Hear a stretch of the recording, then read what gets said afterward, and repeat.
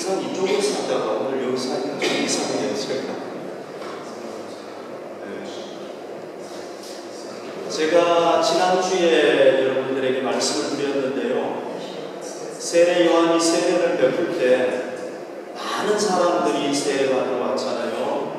유대 전역에서 세례 받으러 왔다고 했잖아요. 그러니까 적게 우리가 추산을 한다면 수만 명이 그에게 세례를 받았을 것이고, 많게 잡으면 수십만 명이 그에게 세례를 받았으리라고 생각이 듭니다. 말씀을 좀 봅시다. 오늘 31절에 보면요, 나도 그를 알지 못하였으나 내가 와서 물로 세례를 베푸는 것은 그를 이스라엘에 나타내려 함이라. 여기 보면 세례 요한의 사명이 뭔가가 잘 나와 있죠, 그죠? 세례 요한의 사명은 예수님이 메시아로 오시는 것을 준비하고 사람들에게 드러내는 겁니다. 그런데 여기 중요한 말이 있어요. 나도 그를 알지 못하였다, 이런 얘기를 하고 있어요. 그러니까 세례 요한도 예수님을 몰랐다는 얘기입니다. 이 말이 세례 요한이 예수님을 전혀 몰랐다, 이 얘기는 아닙니다. 왜냐하면 세례 요한과 예수님은 친척간이에요. 그러니까 많이 만났을 거예요. 근데 여기서 나도 그를 알지 못하였다는 건 무슨 말이냐면은 예수님이 하나님의 아들이고 메시아라는 걸 몰랐다는 거예요. 마태복음 3장 14절에 보면 예수님이 이제 세례 요한에게 세례를 받으러 왔습니다. 그때 세례 요한이 예수 그리스도를 보면서 이분이 자기가 오리라고 외쳤던 그 메시아라는 것을 알게 됐어요.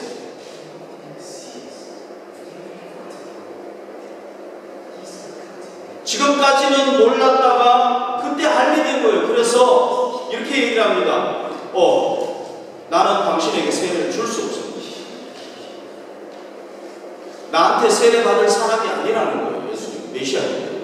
자기가 오히려 세례를 받아야 될 사람입니다. 여러분, 여기서 참 이상한 게 있어요. 이 세례 요한이 예수님이 세례를 받으러 왔을 때 많은 사람이 세례 받으러 왔잖아요. 제가 얘기했잖아요. 수십만 명이 세례를 받으러 왔는데 다 메시아가 아닌데 어떻게 예수는 메시아다 이렇게 알았느냐. 이상하잖아요. 세례 요한이 그냥 무조건 이 사람 메시아다 이렇게 찍어가지고 이 사람 메시아가 된 거예요. 그건 아니란 말이죠. 어떻게 알았을까요? 몇 가지 제가 증거를 한번 얘기를 해볼게요. 누가복음 2장 26절, 28절에 보면요, 시므온이라는 사람이 나옵니다. 이 시므온은 의롭게 살았고 경건하게 살았습니다. 그리고 이 사람에게는 항상 성령님이 함께했어요. 그리고 이 사람은 이스라엘을 구원할 메시아가 올 것이다 하고 메시아를 내가 꼭 만나야 된다 하고 기다렸어요. 그랬더니 성령님께서 너는 메시아를 만나기 전에는 죽지 않을 것이다 말씀을 주셨어요. 그러다가 이 시므온이라는 사람이 예수님이 메시아를 딱 만났습니다. 어떻게 만났느냐? 어느 날 성령님께서 야 시므온, 너 빨리 성전에 가봐라. 감동을 주신 거예요.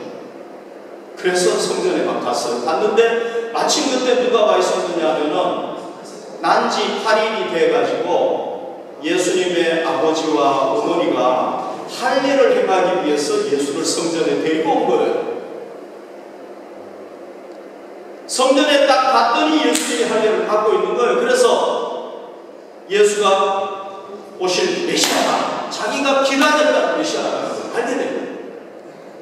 그래서 아기를 안고 성령님께서 감동을 주셔가지고 기도를 하게 돼요.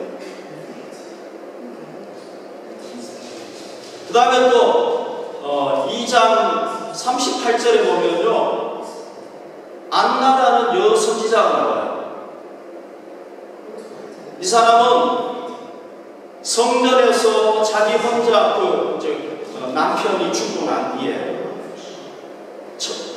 젊은 나이에 남편이 죽었어요. 그리고 난 뒤에 성전에서 계속 이제 아침 저녁으로 점심은 먹은 것 같아요. 한 끼는 먹고 두 끼 금식하면서 계속해서 성전에서 기도했던 여자 선지자예요. 안나. 그런데 이 여자 선지자가 84살이 되었을 때 성전에서 예수님이 할례 받으러 온 것을 만난 거예요. 그리고 그가 메시아라는 것을 깨닫게 된 거예요. 그러니까 이런 일들을 보면요, 세례 요한도 자기가 예언을 했잖아요. 메시아가 올 것이다 얘기를 했잖아요. 그리고 그 메시아를 기다렸잖아요. 그러니까 아마 예수님께서 세례를 받으러 왔을 때 성령님께서 그에게 이 사람이 바로 메시아라는 것을 뭔가 영감을 줬겠죠. 가르쳐 줬겠죠. 그러니까 첫눈에 꼭 메시아라는 것을 깨달을 수 있어요. 그런데 예수가 메시아라는 것은요, 세례 요한이 이렇게 직감적으로 깨달았다고 해서 이거 가지고는 좀 증거가 부족해요. 요한 자기 스스로 그렇게 생각할 수도 있잖아요. 오늘 성경에 보면 세례 요한이 예수가 구약에 예언된 메시아고 자기가 예언했던 메시아라는 것을 확실하게 깨닫고 드러내게 된 증거가 나와요. 말씀을 좀 보여주십시오. 여기 잘 보십시오. 33절에 보면요, 나를 보내어 물로 세례를 베풀라 하신 그이가 나에게 말씀하시되 성령이 내려서 누구 위에든지 머무는 것을 보거든 그가 그 성령으로 세례를 베푸는 이인 줄 알라 하셨다 그랬죠. 하나님께서 세례 요한에게 분명한 증거를 얘기를 하셨어요. 많은 사람들이 세례를 받으러 올 텐데 그 세례를 받는 사람들 중에서 누구든지 간에 그에게 성령이 내려와가지고 그의 위에 머무는 것을 보거든 그가 메시아라는 걸 알아가는 거예요.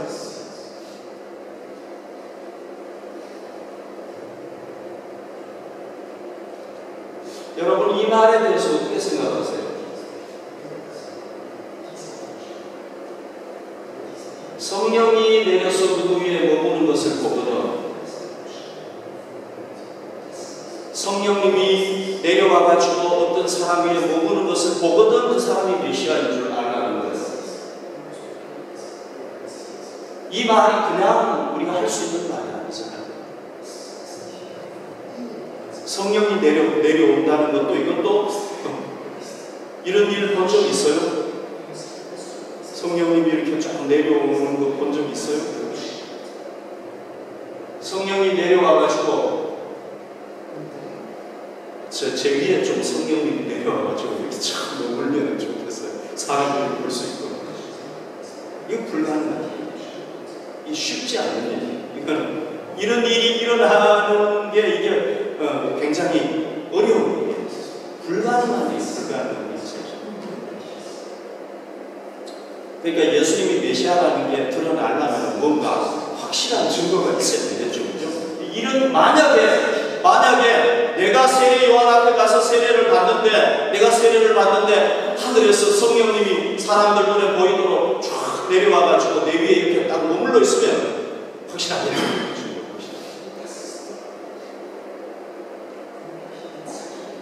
근데 우리가 성경을 그냥 이렇게 쉽게 읽습니다만 이게 역사상 이런 일이 있었나요? 쉽지 않은 얘기라는 거죠. 그러니까 확실한 증거가 되는 거잖아요. 그죠? 그런데 그 다음 말씀을 볼까요? 요한이 또 증언하여 이르되 내가 보매 성령이 비둘기같이 하늘로부터 내려와서 그에게 머물렀다는 거예요. 거짓말 같죠? 이거 어떻게 믿을 수 있겠어요? 성령님이 비둘기 같은 모습으로 요한 위에 이렇게 내려와가지고 머물렀다는 거예요. 세례. 그러니까 세례 요한이 이 사람은 메시아다. 왜? 내가 그렇게 계시를 받았는데 그렇게 이루어졌다. 이렇게 확신 있게 얘기해요.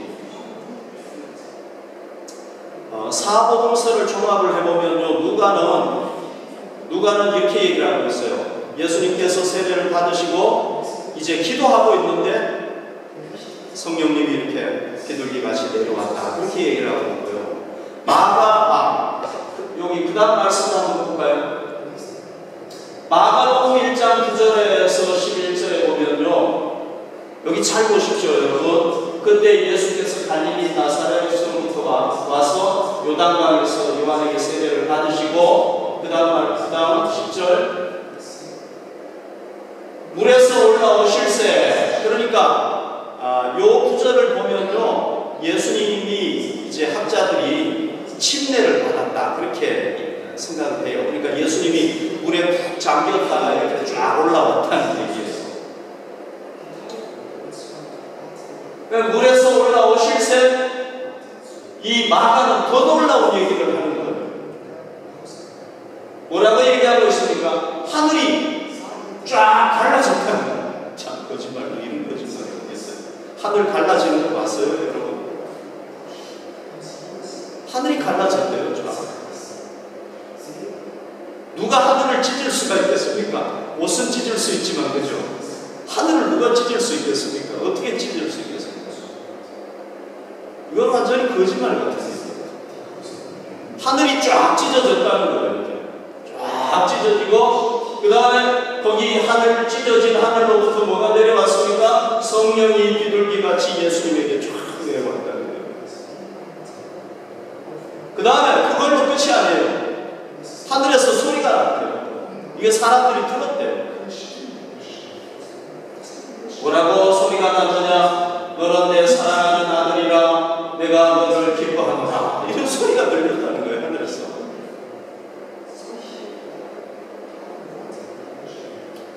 여러분, 하늘에서 들리는 소리 들어봤어요? 나는 못 들어봤어요. 가끔씩 들판에 나가면 저 프랑크푸르트에서 비행기가 옆에 지나가는데 비행기 소리를 들어봤어요. 근데 하늘에서 이 소리 못 들어봤어요.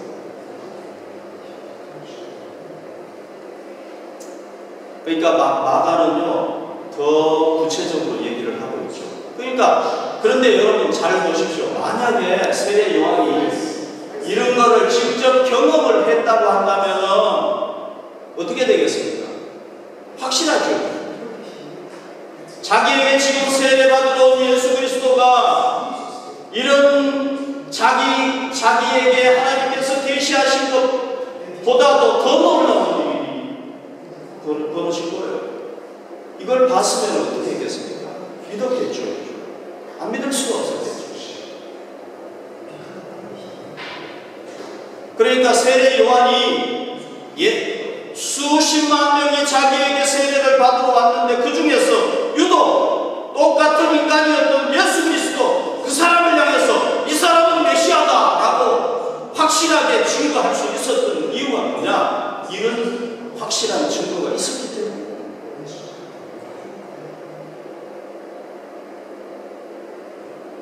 이런 거를 경험하고 못 믿을 사람도 없겠죠. 그래서 세례 요한은 이렇게 선포를 했습니다. 그 다음 말씀을 봅시다.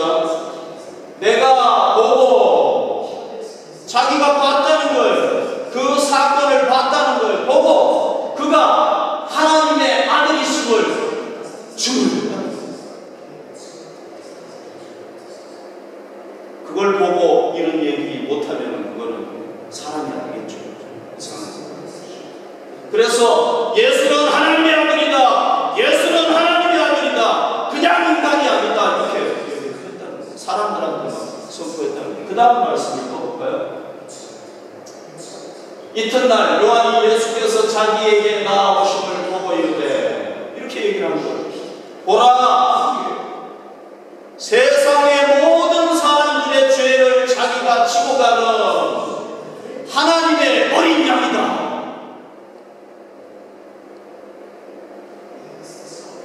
이렇게 선포를. 그러니까 여러분, 결론적으로 말씀을 드리면요, 세례 요한이 어떤 자기가 자기 나름대로 생각을 해가지고 예수는 메시아다 이렇게 선포한 게 아니에요. 그러면 뭐 때문에 그렇게 선포한 겁니까? 분명하고 확실한 그 증거를 보고, 어떤 증거? 하나님께서 소리를 들려주시고 이는 내 사랑하는 아들이다. 그러니까 아들인 줄 아는 거죠.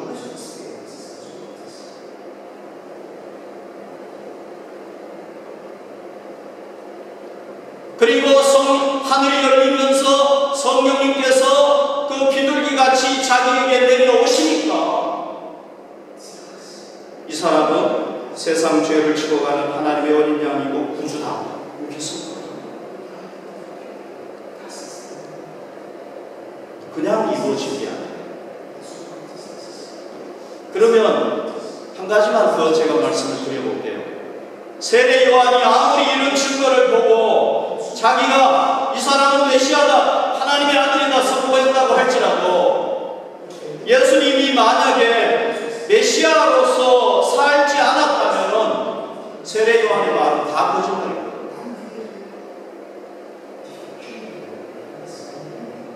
그렇죠, 그죠?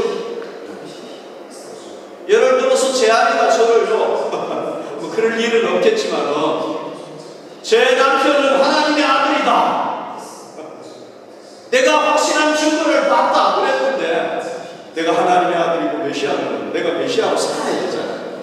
하나님의 아들로 살아야 되잖아요. 못 살면 제 아내는 거짓말 하게 돼요. 근데 예수님은 가장 중요한 건 뭐냐면 메시아로 사셨다는 거예요.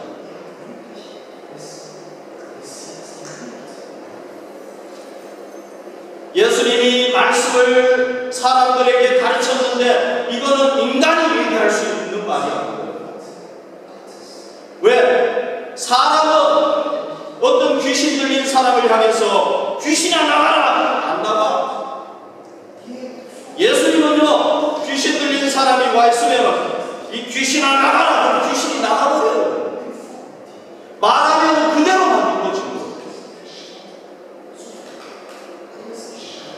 예수님에게 불치병자들이 찾아왔어요. 예수님께서 그에게 손을 얹으면 불치병이 나아버리는 거예요. 그러니까 하나님의 아들이고 메시아라는 게 증명이 되는 거예요. 여러분, 예수님에게 누가 많이 찾아왔느냐 하면요, 죄인들이 많이 찾아왔어요. 세리들이 찾아오고요, 또 창녀들도 많이 찾아왔어요. 그런데 예수님은 창녀들 오면 에이 더러워 저리 가, 왜 그렇게 살아, 그러지 않았어요. 그 사람들을 다 받아주고 그 사람들을 하나님의 사람으로 변화시켰어요.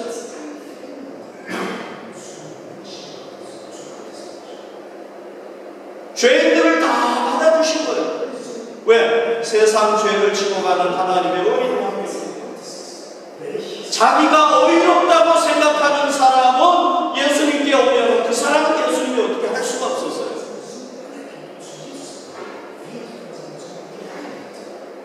우리가 그 사건 알잖아요. 가는 중에 잡힌 여자가 예수님께 붙잡혀 왔습니다. 사람들이 돌을 들고 이 여자를 죽이려고 합니다. 이 여자는 죽어야 돼요. 왜? 율법에 따지면 가는 죄를 지은 사람은 돌에 맞아서 죽어야 된다는 거죠. 그러면 예수님이 만약에 메시아면, 우리 죄를 사하시는 분이라면 그 여자를 그런 상황에서 살릴 수 있어야 되잖아요. 그런데 실제로 그 여자를 살렸죠. 그러니까 우리 죄를 사하시는 분이라는 걸 알 수가 있어요. 그러면은 세상 죄를 지고 가는 어린 양, 이거는 뭐냐면은 우리 죄를 대신해서 제물로서 희생된다는 얘기입니다. 실제로 예수님은 편안하게 80, 90살까지 살다가 죽지 않으셨어요. 33살에 오진 고난을 당하고 십자가 지고 죽으셨어요.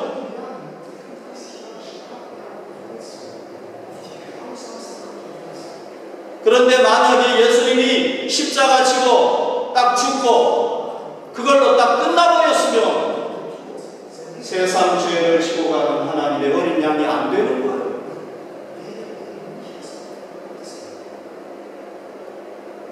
맞죠? 그죠? 그런데 이분이 놀랍게도 성경에 보면 많은 사람들이 증언하기를 그것을 직접 보고 증언하기를 예수님이 부활했다는 거예요.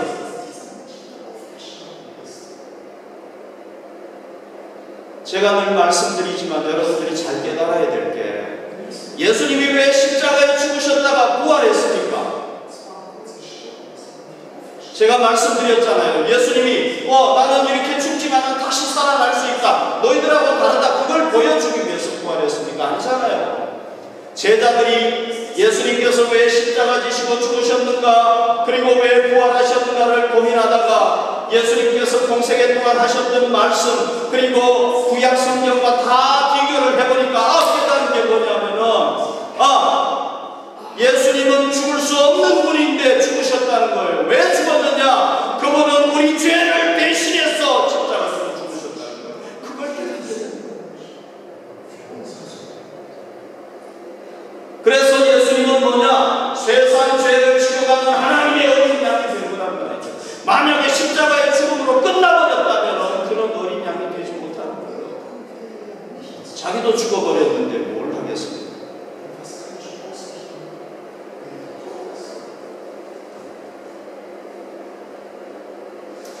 그 다음 말씀을 볼까요? 그 다음에 여기 보십시오. 마지막에 보시면은요, 그가 성령으로 세례를 베푸는 이인 줄 알라. 이렇게 선포를 했어요. 세례 요한이 예수님은 성령으로 세례를 주시는 분이다. 이렇게 선포를 했어요. 이것도 이루어져야 되잖아요. 안 했으면. 예수님이 부활하시고 난 뒤에 40일 동안 자기가 살아있다는 걸 제자들에게 보여주시고 40일 후에 이제 하늘로 승천하시지 않았습니까? 그리고 열흘이 지나고 난 뒤에 마가다락방에 모여있었던 120명에게 오순절날 뭐가 임합니까? 성령님께서 그 마가다락방에 임하시잖아요. 그것도 보이도록 혀에 불 같은 것이 머리 위에 있으면서 모든 사람이 성령으로 충만. 여러분 120명에게 그 불의 혀 같은 것이 갈라져가지고 쫙 보였을 때 그 광경이 얼마나 대단했었습니까? 성령으로 세례를 베푸는 이인 줄 알라. 이루어진 거였습니다. 그리고는 그들이 성령님께서 오시니까 어떤 일이 일어났습니까? 유대인들을 무서워가지고 덜덜 떨고 있던 사람들이 담대하게 나가가지고 예수는 부활했다, 예수는 살아났다, 그는 하나님의 아들이다, 메시아다, 이걸 막 증거합니다.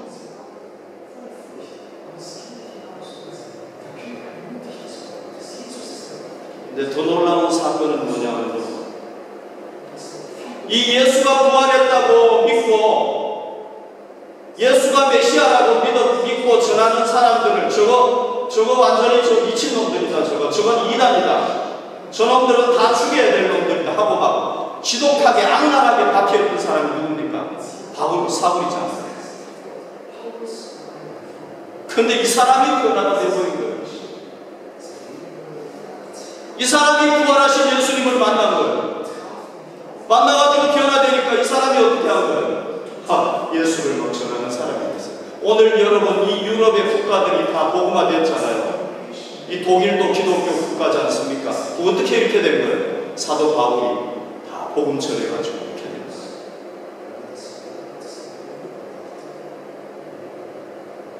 이 사도 바울이 사람이 미쳐가지고 그렇게 했겠습니까?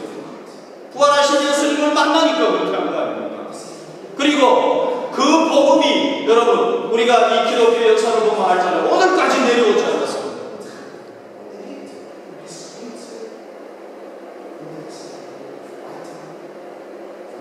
참 한국에 살아야 될 제가 여기 와가지고 이 복음을 전하지 않습니까? 여러분들도 마찬가지예요. 여기 한국 분들 독일까지 와가지고 하나님을 섬기는데 이게 다 정말 기독교 2000년 역사에 사는 거예요.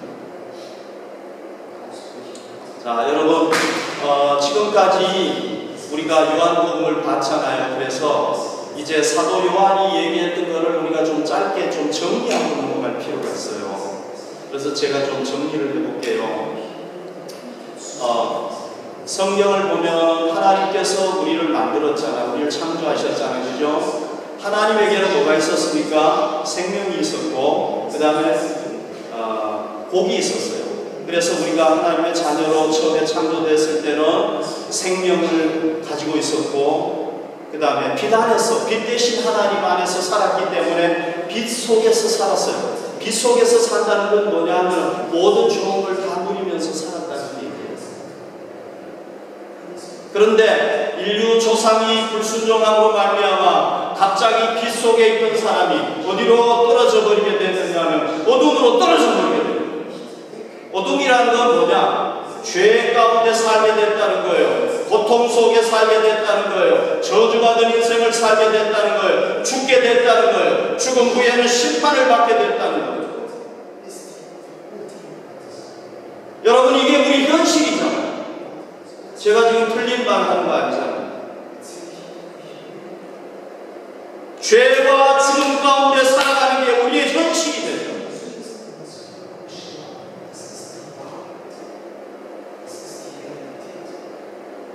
그래서 사람들은 이 어둠 속에서 벗어나려고 애를 많이 써요. 그런데 방법을 몰라요. 사람들이 이런 방법이 있다, 저런 방법이 있다 얘기를 하지만 방법을 확실하지 않아요. 그래서 사람들이 대체로 두 가지를 많이 사용을 해요. 첫 번째는 거룩하게 살면 될 것이다. 그래서 어떻게든지 막 거룩하게 살려고 노력을 하고요. 또는 자기가 신이 되려고 해요. 인간이 신이 되면 되잖아요. 두 가지 방법을 주로 많이 써요. 그 방법밖에 없어요. 그런데 오늘 이 요한복음에 보면은 뭐라고 얘기를 하고 있습니까? 하나님께서 하나님의 아들 예수 그리스도를 이 땅에 보내주셨다. 제자들이 경험을 해보니까 이 사람은 인간이면서 하나님의 아들이라는 거예요. 하나님의 아들. 그냥 뭐 제자들이 자기가 추측해가지고 얘기하는 게 아니에요. 책상에 앉아가지고 이론적으로 공부하다가 한 게 아니에요. 3년 동안 예수님하고 살아보니까 그분이 뭐냐? 하나님의 아들이라는 거예요. 실제로.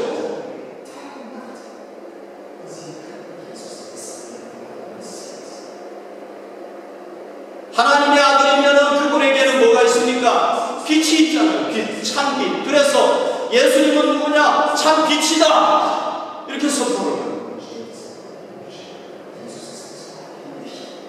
그래서 그분은 우리를 죄에서 구원하기 위해서 십자가 지시고 죽으셨고요. 또 우리가 영원한 생명을 얻는다는 것을 보여주시기 위해서 부활하셨고요. 그리고는 이제 요한이 얘기를 하는 겁니다. 누구든지 그 예수 그리스도를 구주로 믿으면 그분이 하나님께서 보내주신 메시아라는 것을 믿으면 하나님의 자녀 거듭나는 겁니다. 그리고 어둠 속에 있는 사람이 이제 어디에 있게 되느냐? 빛 가운데 있게 되는 겁니다.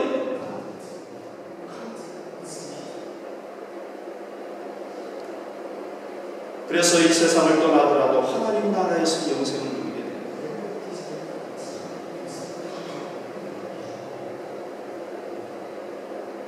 이게 요한이 얘기하는 겁니다. 여러분, 분명한 사실이 있습니다. 우리에게는 생명이 없어요. 우리에게는 빛이 없습니다. 만약에 우리에게 생명이 있고 우리에게 빛이 있다면 우리가 안 죽어야 돼요. 지금까지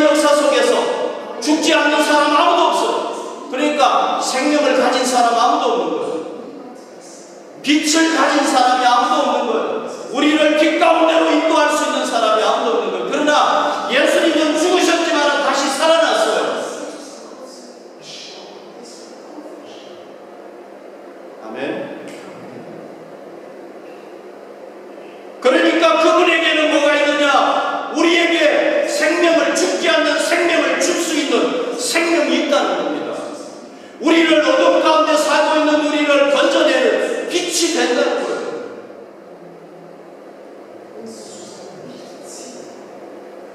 그래서 우리에게는 뭐가 필요하냐? 예수 그리스도가 필요합니다. 그리고 그분을 확실하게 믿으면 우리는 어둠 속에서 빛 가운데로 가게 된다.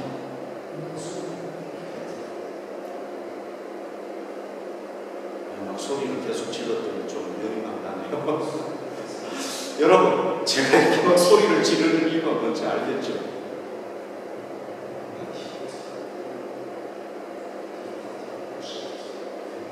여러분, 예수가 죽었는데 부활하지 않았는데 이분이 메시아고 뭐 하나님의 아들이다 그러면은 제가 이렇게 할 수가 없어요. 제가 여러분들 앞에서 담대하게 얘기할 수 있는 이유는 뭐냐? 예수 그리스도가 확실한 우리의 구세주이기 때문에,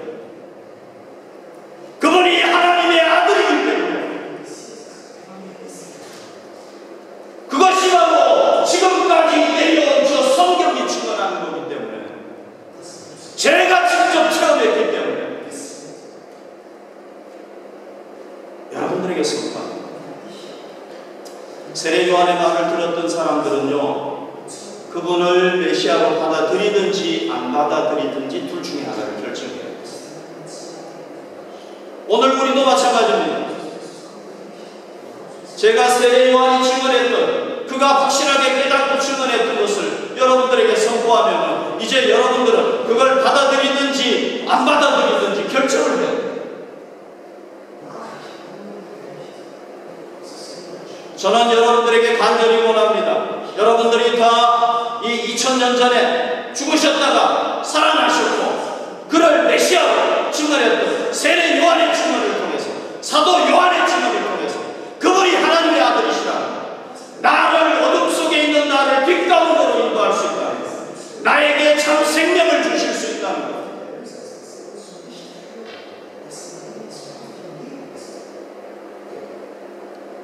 그분을 나의 구주로 받아들이십니다.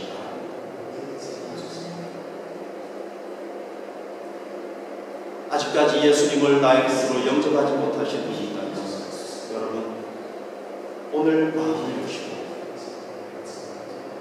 예수님을 나의 구주로 영접하겠습니다. 받아들이십니다. 여러분들이 빛 대신 예수님을 깨닫게 될 겁니다. 아멘. 우리가요, 깜깜한 방에 있다가 갑자기 빛이 딱 비치면은요, 눈이 이렇게 너무 어두워가지고 사물들을 다 제대로 분간할 수가 없어요. 그러나 시간이 지나면은요, 모든 사물이 하나하나 다 보이기 시작하듯이 우리가 처음 예수님을 영접했다고 해서 막 모든 게 다 되는 건 아니에요. 그러나 예수님을 진정으로 내 마음속에 영접하고 믿음으로 살고 믿음으로 살다 보면은요, 여러분들이 예수님이 나의 구주라는 것을 확실하게 깨달을 수 있어요. 점점 더 분명해져요. 우리가 예수 그리스도를 구주로 영접했습니까? 그렇다면 그분이 우리를 죄에서 구원하시기 위해서 어린 양이 되셔서 저 십자가 위에서 우리를 위해서 희생 제물이 되셨다는 것,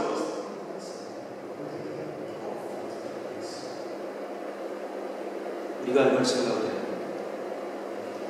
우리가 그냥 구원을 얻은 것이 아닙니다. 하나님의 아들의 생명을 주셔서 우리가 구원받았단 말이죠. 여러분, 우리 자신의 생명도 얼마나 소중합니까? 어린아이의 생명도 얼마나 소중합니까? 하나님의 아들의 생명을 우리를 위해서 주셨단 말이죠.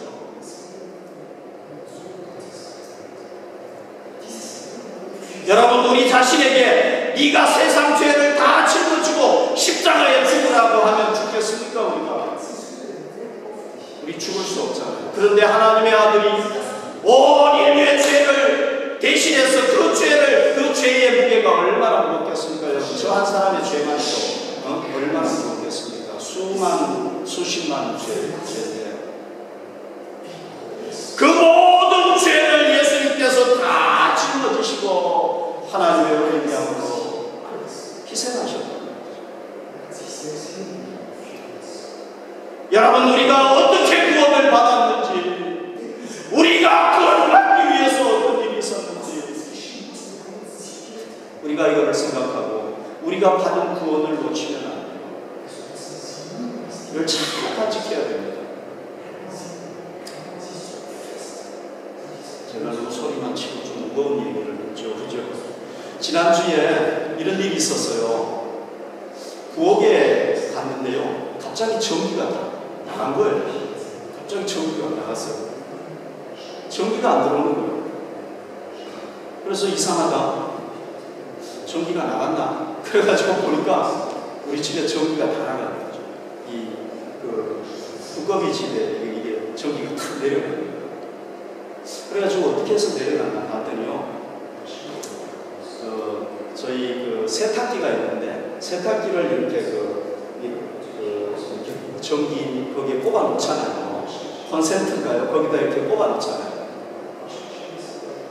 근데 제 아내가 좀 잘못해가지고 거기에 물이 들어가요. 그러니까 불이 탁 나요. 여러분들도 그런 일 당해보셨죠? 네. 그런 일 당하면 어떻게 돼요? 정말 망당해요. 할 수 있는 게 아무것도 없어요. 우선 인터넷 안 되죠. 전화도 할 수 없죠. 냉장고 완전히 꺼져버렸죠. 전기불 안 들었죠. 아무것도 못해요. 요즘은 컴퓨터 못 쓰면 아무것도 못하잖아요. 아무것도 못해요. 그때 제가 뭘 깨달았냐면요. 성령님의 사역에 대해서 다시 깨달았어요. 다시 이렇게 생각하게 됐어요. 여러분, 참 그리스도인들은 어떤 사람들입니까? 참 그리스도인들은요, 성령님의 도우심이 없이는 살 수 없는 사람들이 참 그리스도인입니다. 아멘. 그런데 지금 나는 성령님의 도우심 없이도 너무 잘 살고 있다. 그러면 자기가 참 그리스도인이라 생각해봐요. 왜? 예수님께서 우리에게 뭘 보내주셨습니까? 성령님을 보내주셨어요. 전능하신 성령님을 보내주셨어요. 그분을 의지하게 하셨어요. 물론 여러분, 우리가 뭐 할 수는 있겠죠. 그죠? 밥을 하려면 어떻게 해야 되겠어요? 전기 밥솥으로 안 되니까 밖에 나가가지고 불 피워가지고 밥솥 사가지고 그렇게 해야 되겠죠. 그죠? 근데 성령님, 전기와 같은 성령님이 탁 들어오면 그냥 씻어가지고 한번 하면 됩니다. 우리가 힘드니까 누구를 보내주셨느냐? 성령님을 보내주셨는데 우리는 성령님의 통치를 받고 그분을 의지하고 그분의 주시는 권능으로 살아야 되는데 나는 완전히 성령님하고 따로 산다. 그러면 그 사람은 진짜 그리스도인지 생각해봐야 돼요. 성령으로 세례를 베푸시는 우리 주님께서 우리에게 성령을 보내주셨는데 우리가 성령님과 동행해야 될 줄 믿습니다. 여러분, 그렇게 하지 못하는 분이 계시다면 오늘부터 다시 성령님과 동행하시고요. 그리고 우리가 이제 뭐 해야 되겠습니까? 어린 양 대신 우리 세상 죄를 죽어가는 하나님의 어린 양, 이분을 전해야 되잖아요. 복음을 전해야 되잖아요. 제가 우리 성원 형제님 간증을 좀 하나 할게요. 우리 성원 형제님 부모님이 안 믿으세요. 작년에 독일에 이렇게 다녀가셨는데요. 우리 형제님하고 저희 부부하고 그 부모님이 구원받기를 위해서 간절히 기도했어요. 뭐 저희보다야 우리 형제님이 더 많이 기도했겠죠. 더 진심으로 기도했겠죠. 부모님이. 근데 2주 전 얘기를 들었어요. 2주 전 주일날 얘기를 들었어요. 우리 형제님이 너무 기뻐하면서 부모님이 교회에 나가신 거예요. 여러분 기쁘죠? 기뻐해야 됩니다. 그러면서 교회에 나가게 되는 것이 너무 감사하다고 얘기를 하셨고 근데 우리 성원 형제님이 재밌는 얘기를 했어요.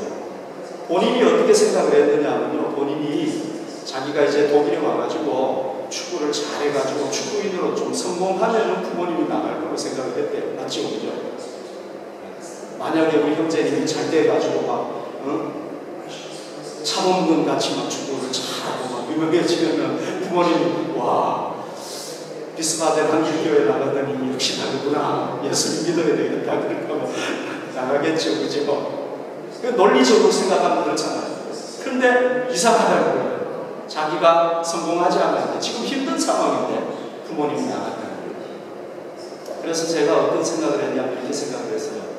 아, 우리가 기도했는데 논리적으로 봤을 때는 성공할 때 나가야 맞는데 성공 안 했는데 오히려 힘든 상황에서 나간 거, 이거는 누가 역사한 거다?